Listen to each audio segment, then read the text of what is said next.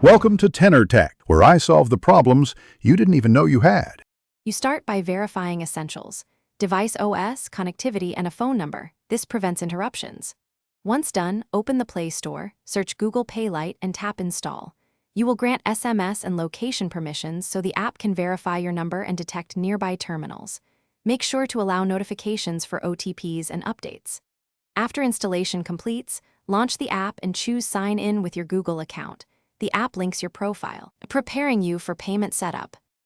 You now add a payment method, tap Add Card and pick debit, credit, or a UPI bank link. This choice affects how payments route.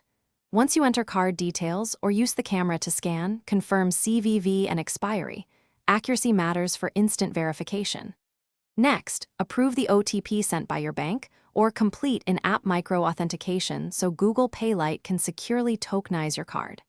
After verification, you'll see the card listed. Make sure to enable contactless payments if you plan to tap and pay. You finish by making a test payment. Unlock your phone, open Google Pay Lite, select a card, and hold near the NFC terminal. Alternatively, choose a contact and send an amount for peer payments. Confirm the payment when prompted. You'll receive an on-screen receipt and a notification. If a payment fails, first switch networks or toggle NFC, then restart the app. Also check bank limits, card expiry, and SMS OTP blocking. If problems persist, remove and re-add the card to force re-verification.